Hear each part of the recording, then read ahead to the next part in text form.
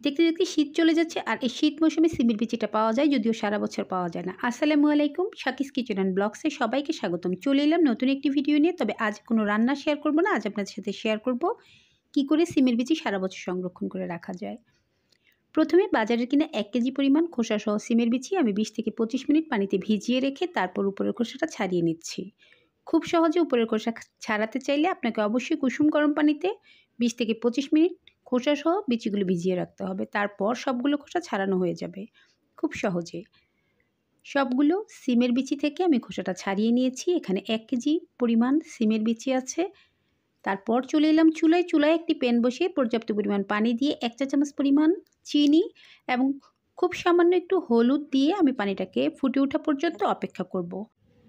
ভালো করে ফুটে ওঠার পর আমি আগে থেকে বেছে রাখা সিমের বিচিগুলো দিয়ে দিব। আর খুব বেশি সময় রাখবো না, এটাকে সিদ্ধ করে ফেলবো না। জাস্ট একটা বলক আসবে, মানে ভাপ দিয়ে নিতে হয় যেভাবে, ঠিক সেভাবেই একটা বলক আসার পর আমি সিমের বিচিগুলোকে উঠিয়ে নিব। হলুদ দেওয়াটা একদম অপশনাল, আপনারা চাইলে এটা স্কিপ করতে পারেন। যখন এরকম ফুটে উঠবে দেখুন কালারটা চিনি দেওয়ার কারণে আরও সুন্দর সবুজ হয়ে গিয়েছে।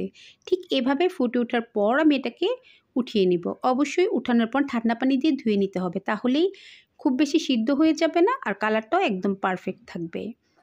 দেখতে দেখতে সিমের বিচিগুলো খুব ভালো করে বলক এসে গিয়েছে। এখন আমি একটি স্টেইনার দিয়ে উঠিয়ে নিব।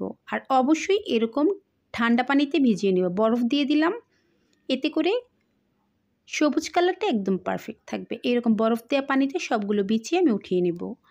এই সিমের বিচি সংরক্ষণ করে আপনি সারা বছর খেতে পারেন যারা পছন্দ করেন। আর অবশ্যই এরকম ফ্রেশ সিমের বিচির স্বাদ আপনি পাবেন এভাবে রেখে দিলে। একটি চালনিতে নিয়ে নিয়েছি এবং অবশ্যই পানিটা শুকিয়ে নিতে হবে, তাহলে বেশি বরফ জমবে না এবং বিচিগুলো পারফেক্ট থাকবে, স্বাদেও কোনো রকম হেরফের হবে না।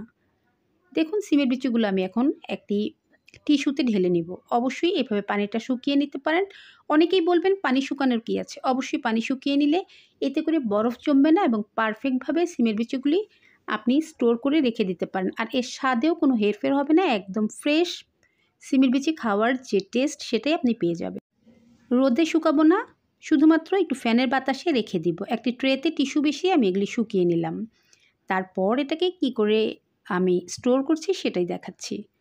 এরকম জিপ লক ব্যাগে এখন রেখে দিব বিচিগুলো। আর জিপটা লক করে ডিপ ফ্রিজে সংরক্ষণ করতে পারেন। রান্নার ঠিক 20 থেকে 25 মিনিট আগে নামিয়ে নিলে ফ্রেশ সিমের বিচি আপনি রান্না করে খেতে পারেন।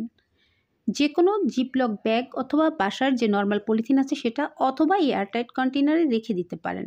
ডিপ ফ্রিজে অবশ্যই সংরক্ষণ করতে হবে। দেখলেন তো খুব সহজেই কী করে সিমের বিচি সংরক্ষণ করা যায় এবং সারা বছরের জন্য।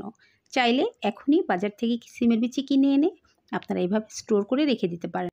সিমের বিচির অনেকগুলো রেসিপি আমার চ্যানেল আছে, আপনারা চাইলে দেখে নিতে পারেন। আমি অবশ্যই ডিসক্রিপশন বক্সে লিঙ্কগুলো অ্যাড করে দেবো। শুটকি দিয়ে, চিংড়ি মাছ দিয়ে, মুরগির মাংস দিয়ে এবং যে কোনো মাছ দিয়ে সিমের বিচিগুলো রান্না করে খাওয়া যায়। তবে যারা এটা খেয়েছেন তারাই জানেন এটার স্বাদ কতটা ইয়ামি, কতটা টেস্টি। যদি আমার আজকের এই টিউটোরিয়াল আপনাদের কাছে একটু ভালো লেগে থাকে, please like, comments and share করে দিবেন, সাবস্ক্রাইব করে দিবেন এবং পাশে থাকা বেল আইকনটি ক্লিক করে দিবেন। সবাই ভালো থাকবেন, ধন্যবাদ।